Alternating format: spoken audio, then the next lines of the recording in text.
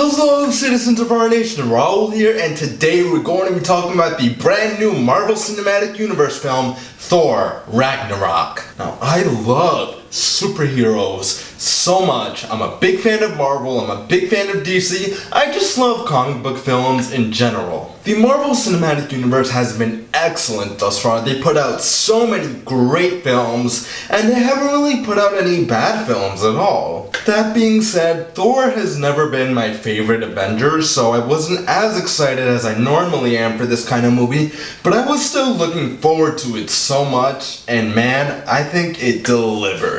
To me personally, what has been the best thing about the Thor films thus far is the development of the complex relationship between Thor and his brother Loki, and this film furthers that even more. While Thor rarely ever agrees with Loki and they do fight a lot, Thor still sympathizes with him and he does care about him a lot. And that does translate over to the audience because personally, I feel the same way about him. Loki has always been that really cool anti-villain that always keeps you on your feet because you never know whose side he's gonna be on. The character progression and the decisions made by both Thor and Loki feel very natural, and as an audience member, I was so invested in both of their storylines. And as I was walking out of the theater, I couldn't help but feel intrigued to know where these two characters stand with each other in the next installment. One of the reasons as to why these two characters work so well is because Chris Hemsworth and Tom Hiddleston have an impeccable chemistry together. Like, they're not only great actors,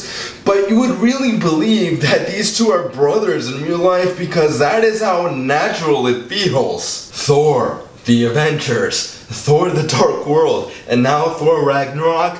This has been a strong point in every film that these two characters have been featured in thus far, and somehow both the actors and the writers have been continuing to outdo themselves in this regard with each and every installment. Like, seriously, I could watch a film of just Thor and Loki sitting in a room talking to each other, like no action, no fighting, none of that, just sitting there talking to each other, and I would be thoroughly entertained. Another character relationship that really worked for me was that of Thor and Bruce Banner / the Hulk. Oh my god, these two were perfect together. Now, these two have been featured in films together before, but they never really had that one-on-one time. Like, whenever they were together, they were always like with the other Avengers, you know, as part of that one big group. No, it's really like that coworker who you have some mutual friends with and you get along with them, but you never really talk to them or really considered them a friend or anything of that sort. That is what their relationship has felt like up to this point. And the film does play that off very well. Like, it does portray that awkwardness that might occur when you get along with someone, but, I mean, you don't really know them too well, so you're trying to get to know them a little bit more. But it was really cool to see how they came together as the film progresses, and they really build off of one another. And because of that, there are times where this film feels more like a buddy cop comedy rather than a superhero movie, and trust me when I say that is a very good thing. Chris Hemsworth and Mark Ruffalo have great chemistry together. They have some of the funniest moments in the film. They have such great comedic timing, and I'm very interested to see if this will continue forward in Avengers Infinity War. The film has a much different, distinct, and aesthetic feel when compared to all the previous Marvel films, and for that I feel that both the cinematographer and the production designer must be commended for their work. The film's color palette is very loud, very bright, very vibrant,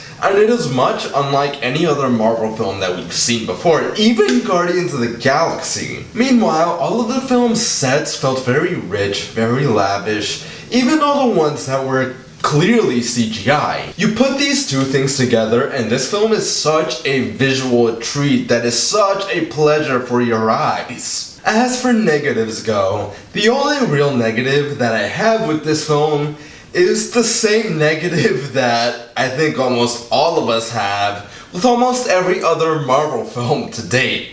The villain. Hela was yet another two-dimensional, boring villain that I really didn't care about, not even for 2 seconds. And it isn't Cate Blanchett's fault. I think that Cate Blanchett did a very good job with all the material that she was given, as well as with the physicality that the character requires. But even though Hela does have some really cool fight scenes, I really didn't care about her. I didn't understand her. And I think that the reason that I feel this way is because other than her name and the fact that she is Thor's sister, the film tells you absolutely nothing else about her. Like, her goal in the movie is pretty underdeveloped. Her motives, I don't know what her motives were. And I feel that this really undermines the stakes of the film. I mean, there are so many lives at stake in Thor Ragnarok, but the fact that the villain was weak as hell,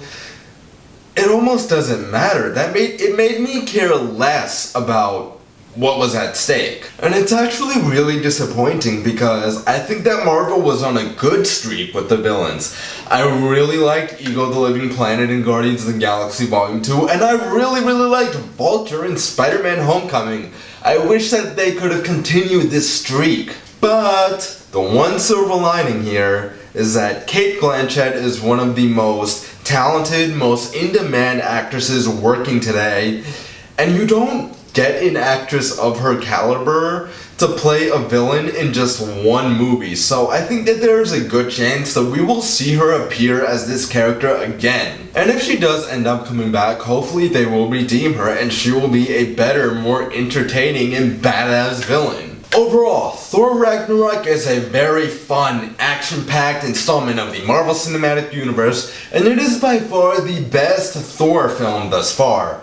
On my rating scale, Thor Ragnarok gets an 8.5 out of 10. So, Thor Ragnarok, have you guys seen it? Did you like it? Did you dislike it? Do you agree with me? Do you disagree with me? Or do you want to see it? Why not? Comment down below. Let me know. If you enjoyed this video, make sure you leave a like and subscribe today for more content. Farewell, citizens of our nation. Catch you all next time.